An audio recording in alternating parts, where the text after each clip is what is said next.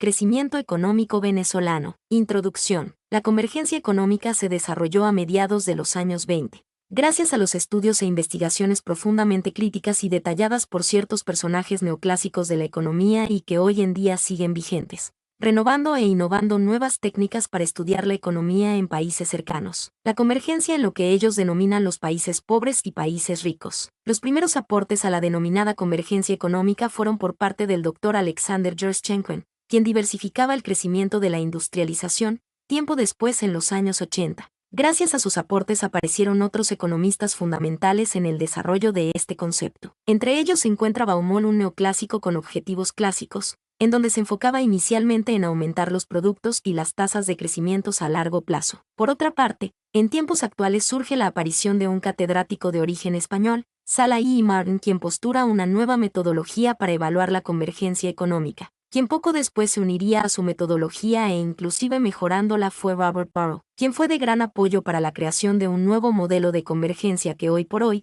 es altamente calificado y reconocido. Crecimiento económico en Venezuela. En este capítulo se hará una descripción del comportamiento económico venezolano, donde se intentará determinar la realidad del crecimiento, lo que significa que esta metodología permitirá analizar la información estadística y el análisis histórico en forma complementaria, además de proporcionar un conjunto de criterios para la realización del diagnóstico deseado. En el siglo XX la economía mundial de un cierto número de países se pudo clasificar económicamente, y se pudo descubrir en qué nivel de bienes y riquezas se encontraba universalmente Venezuela. La clasificación se basaba en 1. Países ricos, como Estados Unidos y Japón. 2. Países pobres, como India y China. 3. Milagros de crecimiento, como Hong Kong y Singapur. 4. Desastres del crecimiento, como Venezuela y Chad. Esta clasificación se origina debido a la medida del PIB, Producto Interno Bruto, de estos países. Signos de la producción venezolana. Venezuela siempre fue un país netamente agrícola. En 1914, cuando se halló el primer pozo petrolero, Sumaque, se inició un desarrollo económico que estaría vigente en el país hasta la actualidad.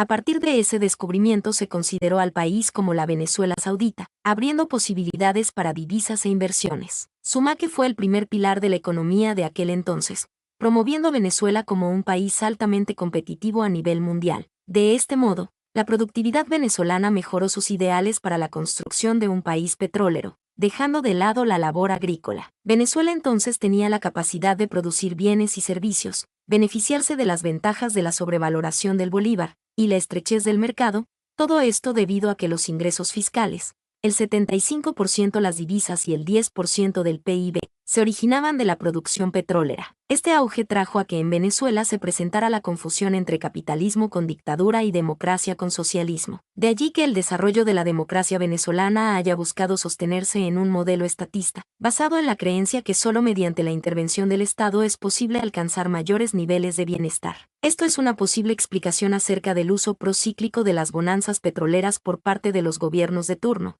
es decir, se incrementa el gasto público cuando la economía está en auge y se reduce cuando hay una contracción. En tal sentido, el comportamiento procíclico del gasto público evidencia su impacto en el nivel de actividad económica interna. Convergencia económica y hechos estilizados en Venezuela 1950 a 1995. Tomás Chacón, Johan Villegas, 2005, pág.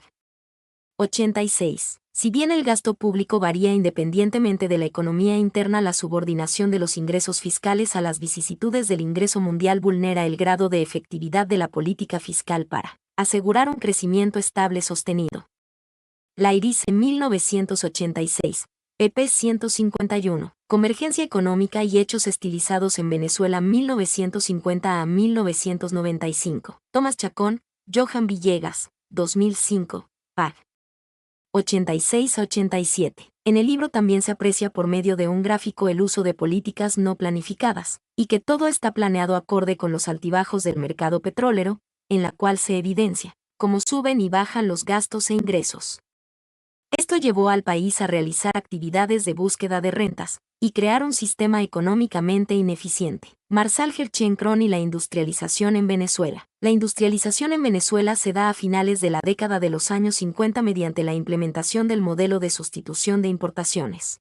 cuyo objetivo fundamental era el producir de manera interna lo que anteriormente se producía fuera de nuestras fronteras y era. El desarrollo comenzó a progresar en el país en la última década de los años 50, donde la importación quedó de lado, debido a la alta producción nacional, avanzando de este modo el inicio del gran proceso productivo que tuvo lugar en los años venideros. Inicialmente se ejecutaron los principios industrializadores descritos por Gerschenkron en su análisis de la experiencia europea. Se decidió importar tecnología proveniente del exterior y una numerosa e importante cantidad de mano de obra que se capacitó para llevar al país a su desarrollo. Otro factor que contribuyó en gran manera a la riqueza del país fue el desarrollo en materia de exportación no petrolera. Venezuela, al igual que Latinoamérica, estuvo marcada por buenos resultados económicos y los ingresos fluían mejorando cada vez más la economía, manteniéndose estable hasta al final de la década de los 70. Pero el periodo de alta producción no tuvo la capacidad de mantenerse estable, y la causa principal de todo fue no haber escogido a las empresas realmente competitivas, y también hubo mucha dependencia del capital. Lo que empezó como una idea brillante y visionaria,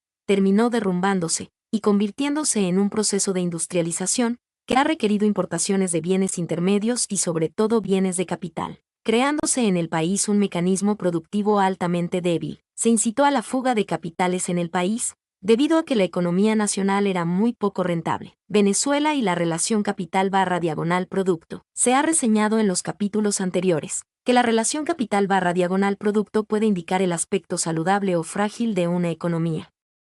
La relación manifiesta la necesidad de dar uso productivo a los recursos designados a la inversión. Este uso productivo se evidencia en que la magnitud no varía de manera significativa a lo largo del tiempo como reflejo del incremento de la productividad que el capital genera y que permitirá una mayor producción. Venezuela asoció el aumento de esta relación con la inestabilidad en el crecimiento del producto, reflejando ineptitud en el aparato productivo, porque se utilizaba mayor cantidad de capital para un producto que no generaba ganancia. Venezuela y la relación capital/trabajo. En Venezuela la relación capital/trabajo se ha manifestado en forma creciente, pero debido al uso inapropiado de los recursos, el crecimiento económico tuvo caídas por la inexistencia de una dirección económica acorde con las necesidades, y con una dependencia al mercado petrolero, para obtener ingresos fiscales e invertir en ocasiones sin límite alguno. La economía venezolana, a partir del año 1978 empezó un proceso de caída imposible de restituir, luego de haber tenido un periodo de bonanza.